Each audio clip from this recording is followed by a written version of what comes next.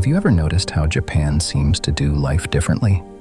How people often live longer, how public spaces stay clean, and how so many people move through the day with this calm, focused energy. It's tempting to think it's genetics, or culture, or maybe some secret we don't have. But it's not luck. And it's not about one big breakthrough habit either. Tiny behaviors that look almost too simple to matter, the kind of habits you could easily ignore, which is exactly why they work. They don't require a personality transplant. They don't demand motivation. They don't ask you to overhaul your entire life. They slip into your normal day and quietly change the direction of your health, your mindset, and your longevity. Let's start with the one idea that powers almost all the others: Kaizen. Kaizen means continuous improvement, but not the version most people try, where you wake up, decide you're going to fix everything, and then crash a week later because it's too much. Kaizen is the opposite. It's improvement that's so small it feels almost invisible. 1% better, one tiny step, every day. And what makes Kaizen powerful is that it removes the battle in your head. Because when the habit is tiny, there's nothing to negotiate. One push-up, 1 minute of walking, 1 page of reading. Not because one page changes your life today, but because 1 page a day becomes a book before most people even start. Kaizen doesn't ask you to be intense. It asks you to be consistent. And consistency is what creates the real transformation. Kaizen gives you momentum, but you still need a reason to keep going when life gets loud. That's where the second habit comes in: Ikigai. Ikigai is often described as your reason for being. The thing that makes you want to wake up with a little purpose in your chest. Not your job title, but the thing that gives your life meaning. In Okinawa, one of the places people talk about when they talk about longevity, many older adults can clearly tell you what their Ikigai is. And researchers have long connected purpose with health. Because when you feel connected and needed, your body responds differently. You take better care of yourself. You have something pulling you forward. And Ikigai doesn't have to be some grand mission. It can be taking care of your garden, making food for your family, teaching someone what you know, creating art.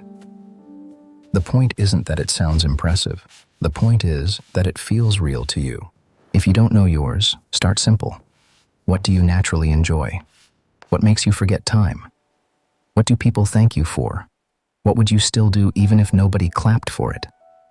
The answers don't always appear instantly, but the moment you start asking, you stop drifting. Now, let's move from purpose to the body, because one of the most famous longevity practices from Japan is also one of the simplest. Hara Hachi Bu. It means eating until you're about 80% full. Not stuffed, not, I need to unbutton my pants. Just enough. Why does that matter? Because your body doesn't send fullness signals instantly. There's a delay. So when you eat until you feel fully full, you often overshoot without realizing it.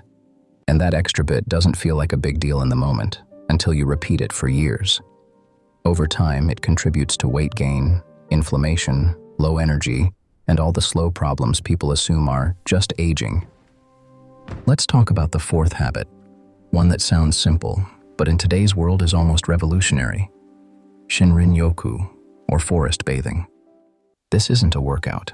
It's not hiking for distance or counting steps. It's simply spending time in nature, slowly, without an objective. Letting your senses take over for a while. Looking at trees, hearing wind, noticing light, breathing air that doesn't come from a screen-filled room. In Japan, this is taken seriously enough that it's been recommended as a form of stress reduction. And even if you don't live near a forest, you can still use the principle. A park counts. A quiet street with trees counts. A trail counts. The key is how you do it.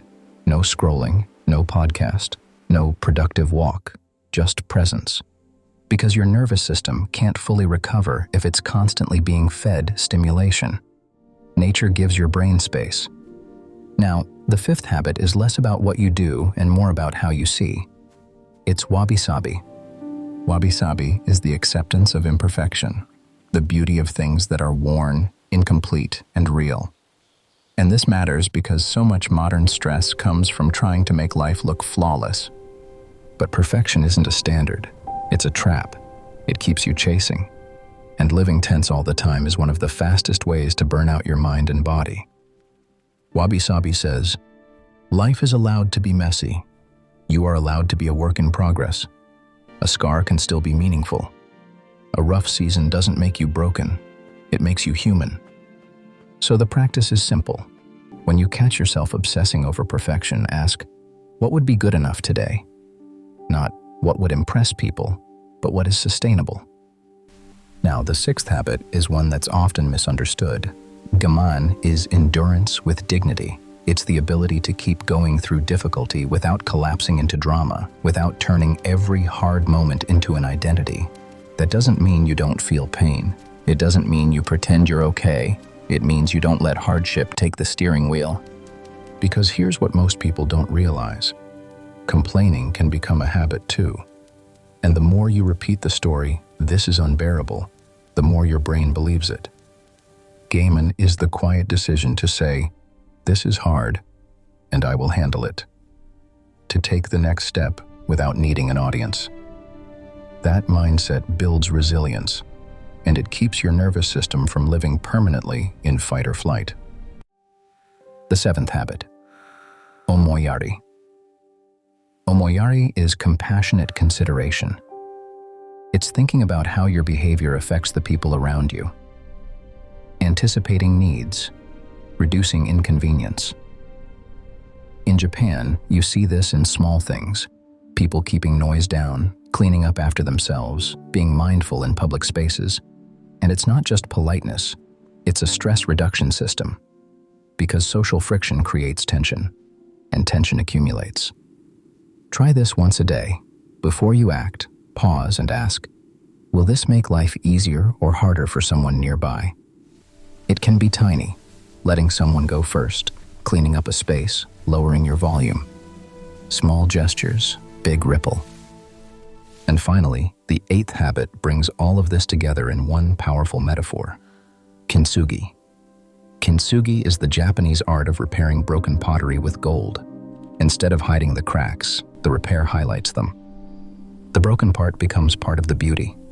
And as self-care, that idea is everything. Because you will break sometimes. You'll have setbacks. You'll make mistakes. You'll feel like you're behind. Kintsugi reminds you that breaking isn't the end. It's part of becoming. The habit here is choosing repair over shame.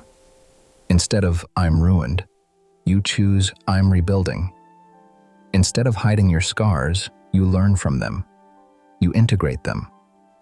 And that's what real longevity looks like, a resilient life.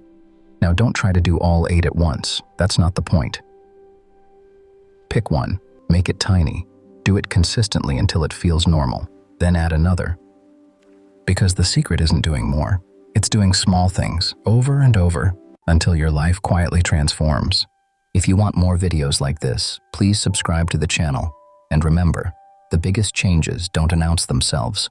They build in silence. And then one day, you look back and realize everything is different.